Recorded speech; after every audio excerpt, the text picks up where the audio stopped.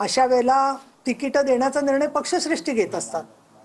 या संदर्भामध्ये प्रत्येकाला खुश करण्याची एवढी मी सामर्थ्यशाली नाहीये आणि त्यामुळे काही लोक नाराज असू शकतील. कारण का मी सांगते की सोशल मीडियावर कोणी ना कोणी काही ना काही टाकत असतं आणि प्रत्येक जण स्वतंत्र आहे.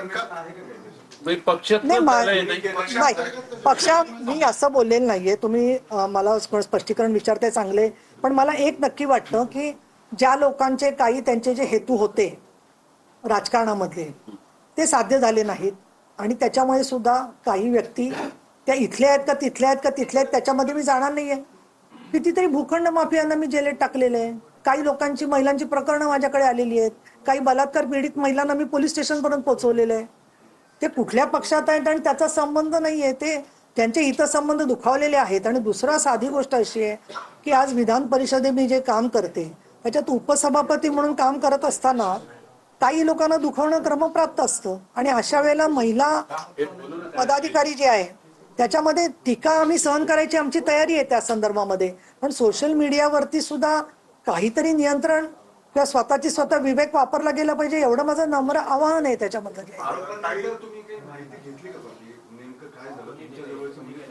नाही नाही हे जवळची व्यक्ती आहे हे तुम्ही मला सांगताय.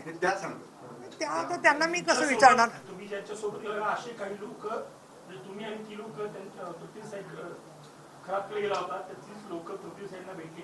त्यांनी सांगितलं की आम्ही सर्व एकत्र गेलो होतो. वेळ पडली तर आम्ही त्यांना पुढे सुद्धा वेळ पडली काय मी तर म्हणते वेळ तुम्ही आली आहे ना आता तर सांगा.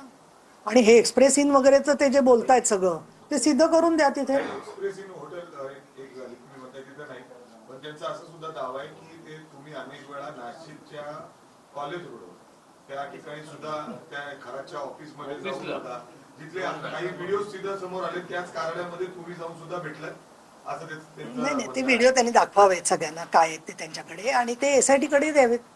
साधी गोष्ट आहे. मी आता तुम्हाला स्पष्ट सांगितलं की तुम्ही कधी भेटला नाहीत म्हणजे नाही तर काय कुठे भेटले असतील तर कुठे याला कार्यक्रमामध्ये किंवा काय मी सांगू शकत नाही त्याच्यामध्ये. तुम्ही कार्यालयामध्ये कधी गेले नाही मला कार्यालय माहितीच नाही तर कुठे जाणार त्याच्यापर्यंत. आणि मी तुम्हाला एकदा सांगितलं की बाबा ज्या ज्या वेळेला मी गेले नाशिकमध्ये प्रत्येक वेळेला माझा कार्यक्रम प्रोटोकॉलला मी कळवून गेलेली आहे.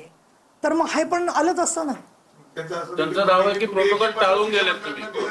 आता मग एखाद्या महिलावर अत्याचार झाले तर तुम्ही नाही प्रोटोकॉल टाळून मी गेले असं त्यांचा दावा आहे. नाही त्यांचा काय दावा आहे ना त्याच्यामध्ये एक असं आहे स्पष्ट की काही लोक शेवटचं निरोपाचं भाषण जे मी केलं त्याच्यामुळे फार दुखावलेलं. त्यामुळे त्यांचं एक म्हण आहे की दुखत असेल पोट आणखीन दाखवतात डोकं तसं सुद्धा असू शकतं. सकाळपासून शोधून काढला असेल हे कोणी केलं काय केलं कोणा केलं नाव सांगून टाका ना. चंद्रकांत मी काही सभ्यता सुसंस्कृत एक व्यक्ती आहे. इथे मी काही स्वतः SITची प्रमुख नाहीये आणि माझ्या संदर्भामध्ये जे काय माहिती आली असेल अर्धवट अपुरी छोटी जी काय मोठी ती काय पूर्ण माहिती माझ्याकडे एकच दिवसात येईल असं पण नाहीये. माझ्या समोर जे काय आलेलं आहे आणि दुसरं दुखावलेले लोक तर काही असू शकतात. त्याला आता आपण काय करणार कोण काय बोलायचं त्यांच्या हातात येते. जे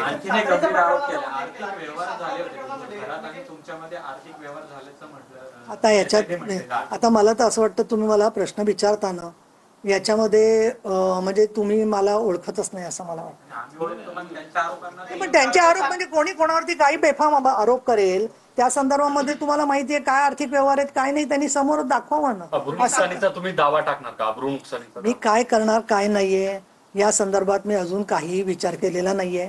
मी माझं म्हणणं इथे मांडलेलं आहे आणि माझा संपूर्णपणाने या ज्या गोष्टी आहेत त्यातला तपशील आणि सत्य समोर येईल त्यावेळेला ते त्यांचं म्हणणं संपूर्ण निराधार आहे हेच स्पष्ट होणार आहे. तुम्ही साताऱ्याच्या प्रकरणाचा उल्लेख केला की सभागृहामध्ये ते निर्देश दिलेले होते की त्या साताऱ्याचे तत्कालीन SP त्यांना निलंबित करा. त्यांना आता सक्तीच्या रजेवरती पाठवलेलं आहे. एकीकडे तुमच्या सभागृहामध्ये हे निर्देश येतात काही काळानंतर निर्णय येतो आणि त्यानंतर तुमच्यावरती ते आरोप केले जातात. याचा काही संबंध आहे किंवा तेही कारण असू शकतं असं तुम्हाला वाटतं? मी पीठासीन अधिकारी आहे.